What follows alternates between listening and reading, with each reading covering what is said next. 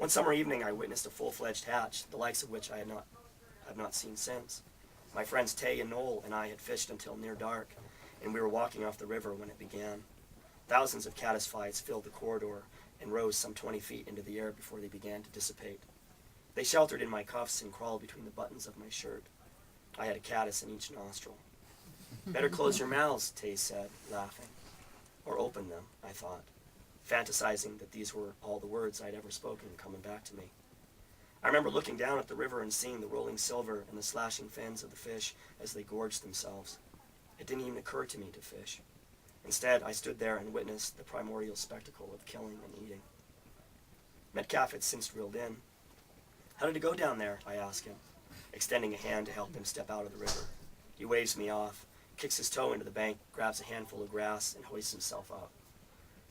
We make our way upriver to a long run that has produced some big browns over the years. When we get there, I'm tempted to tell him how to fish the hole, but I don't, because I know he sees everything I do and more. He frees his fly and starts working his line out into the water. I happily give him the entire run, both because he is my guest and because I just happen to have the address of a large and wily trout just around the bend. A light rain starts to fall as I cross the river and make my way to the deep house, as I call it. Traversing the Weber can be tricky in high water, but with the low flows I make short work of it, and I'm soon standing on the bottom of the deep run. I cross to the other side and sit on the bank with my feet in the water. I know I miss too much when I'm fishing, so while the run is resting, I take a few moments to notice my surroundings.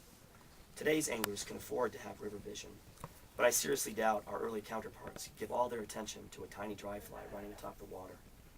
Rivers are resource rich, and as such they would have attracted all manner of animals, many of which could kill an angler. Nowadays, these threats have been largely eradicated from most of North America. Anglers can keep their backs to the woods for hours at a time without once turning around or looking over the shoulders. This is not to say that we don't still feel the need from time to time. I can't see Metcalf, but I can hear him crossing downriver. I move my foot a little, and the water striders, also known as Jesus bugs because they walk on water, scatter on either side of me. The run has been resting now for about 5 minutes. Waiting 5 minutes to angle for a huge trout is one of the hardest things I have ever done, third only to quitting smoking and walking off the beautiful Fremont River in southern Utah. But I do the unthinkable, and I wait another 60 seconds just for good measure. Then I stand and free my nymphs. Rather than alternately stripping and paying out line, I bank about 15 feet in preparation for a roll cast. I can feel the line as it slips cool and wet through my fingers. I roll my bugs into the headwater and watch for drag. I'm 12 feet away from the hole, and with only a slight difference between the speed of the run and the water around it, I don't have to do much. The river funnels into a trough against the bank, so all I do is roll my flies to the top of the hole and let the river do its thing. Within the last hour, the water has cleared to a dark tea color, Earl Grey with a drop of cream. I still can't see the river bottom, however, which is fine because it probably means that the trout down there can't see me either. I can think of a couple things I watch as closely as strike indicator, and they have absolutely nothing to do with fly fishing. That's supposed to be a joke, but the moment it dips out of sight, I've already set the hook, and I know instantly that the resident brown, the fella I came to see, has answered the dinner bell.